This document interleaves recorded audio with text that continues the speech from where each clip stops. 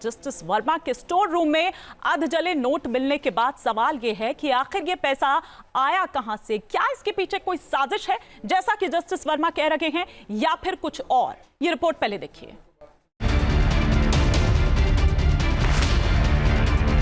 Delhi high court के जज justice Yashwant Verma के आवास में जले हुए नोटों की गड्डियां मिलने की खबर से हड़कंप मच गया।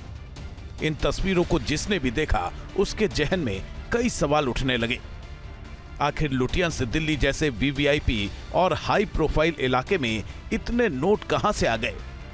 पैसों का सोर्स क्या है? क्या ये कोई बड़ी साजिश है? ऐसे तमाम सवाल किए जाने लगे। जले हुए नोटों का 65 सेकंड का वीडियो सार्वजनिक होने के बाद सवाल उठे कि जस्टिस वर्मा के स्टोर रूम में इतना कैश कहां से आया?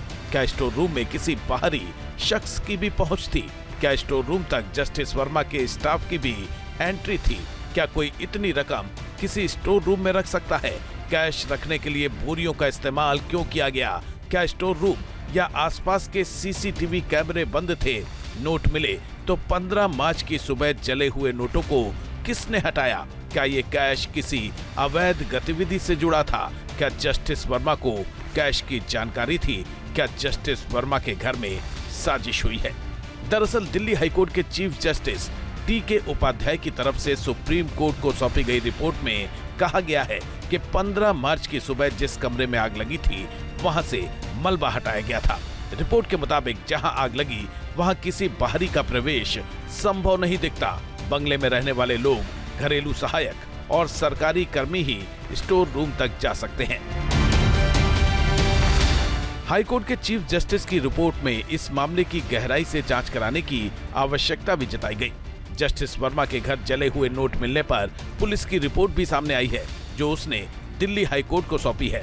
इस रिपोर्ट के मुताबिक 14 मार्च की रात 11:45 पर जस्टिस वर्मा के आवास में आग लगने की जानकारी मिली।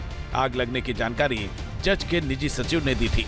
कोठी की चहारदीवारी के कोने में स्थित एक कमरे में आग लगी थी। जिस कमरे में आग लगी उससे लगे कमरे में सुरक्षा कर्मी रहते हैं। शॉर्ट सर्किट से लगी आग पर तुरंत काबू पा लिया गया था। आग बुझने के बाद अधजले नोट से भरी 4 से 5 अधजली बोरियां मिली। हाईकोर्ट की रिपोर्ट और जले हुए नोट मिलने के बाद से उठ रहे तमाम सवालों के जवाब तलाशने के लिए सुप्रीम कोर्ट ने 3 सदस्यीय इंटरनल कमेटी भी बना दी है। कमेटी में पंजाब एंड हरियाणा हाईकोर्ट के chief justice शीलू Nagu, Himachal Pradesh high court के चीफ जस्टिस जी.एस. संधावालिया और कर्नाटक हाईकोर्ट की जस्टिस अनु शिवरामन शामिल हैं।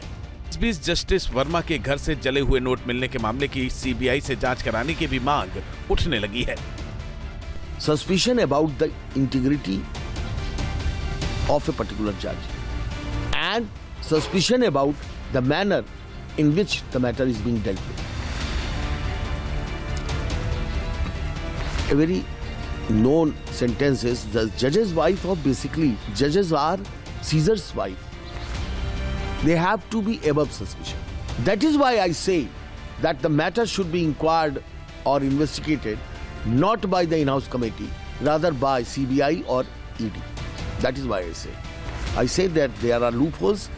The normal public, and as per High Court Bar Association Allahabad has specifically demanded this thing from the Supreme Court administration, that matter should be investigated. Why not matter should be investigated by criminal specialized agency?